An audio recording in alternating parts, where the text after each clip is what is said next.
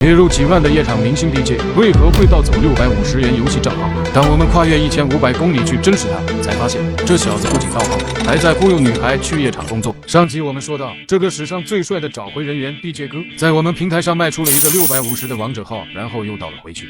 为此，我们不惜花费上万，从广州飞到成都去找他。在我们临时匹配的3和大神的帮助之下，我们很快就找到这个盗号小偷。没想到他竟是当地大酒吧的一个知名 DJ， 成都高渐离。原谅我一生。而当我们找到他时，他还在用高薪忽悠女大学生跟他去夜场上班。我不敢保证正要得手时，被我们冲过去打断。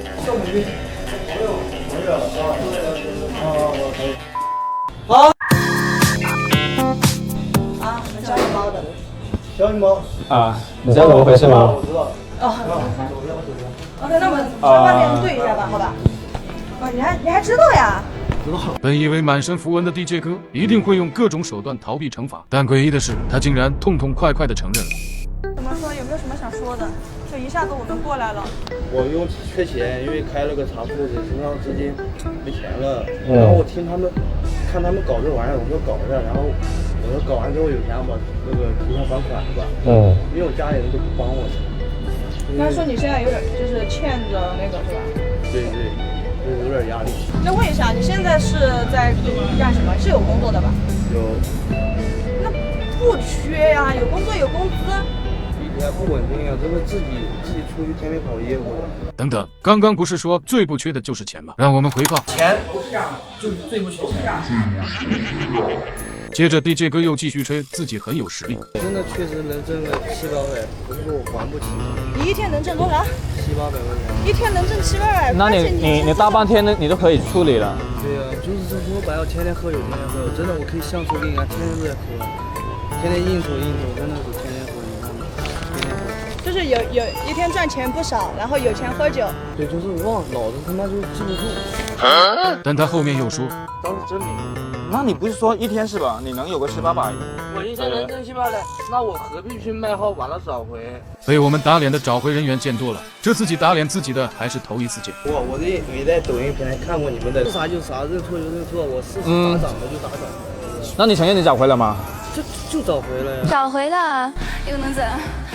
正当我们窃喜今天处理的还算顺利的时候，3和老哥却警惕地发现，旁边不知道什么时候已经又来了好几个符文战士，并且周围出现了很多和 DJ 哥类似的人，似乎都在观察我们。这时候，我突然又想起来他之前在小妹妹面前说的话。哥他是说白成都。难道 DJ 哥说的是真的？在符文法师的地盘上，这是怎么可能这么简单就解决？果不其然，一辆4个圈的豪车就停在我们面前，下来2个戴着大金链子的面包人，和港片里面长得一模一样。二话不说，直接奔我们拍摄的小路，并且凶狠地警告我们，这要是换成一般人，多半就妥协了。但这种情况我们见多了，3花甚至冲上前去，坚持要把找回人员带去局子。我再说，你要不就先听我讲，我来。而大哥就是大哥，开着4个圈，在局子前直接把人给带走了。我是说的啥子话？说烂的话退钱，我说直接就说就完了。但是想跑也没有那么简单，我们又闪现到局子里报案。2小时后，在帽子叔叔传唤之下，我们又见面了。接着找回人员就进去做笔录，社会大哥也只能在外边干等。结果小弟没等出来，只等到了一张行政处罚书，因为这650，DJ 哥要吃7天的行政套餐，为叔叔点个赞。事后我们问小助理，差点被大哥打掉手机的时候怕不怕？他只说这些根本不算什么，因为令他最深刻的是，今天在奶茶店里，我们解救了一个差点被骗的小妹妹。我来这里想找自己的，但是就是我来聊着聊着，他的2个大哥就进来了，这2个人就把他带走了，好吓人啊！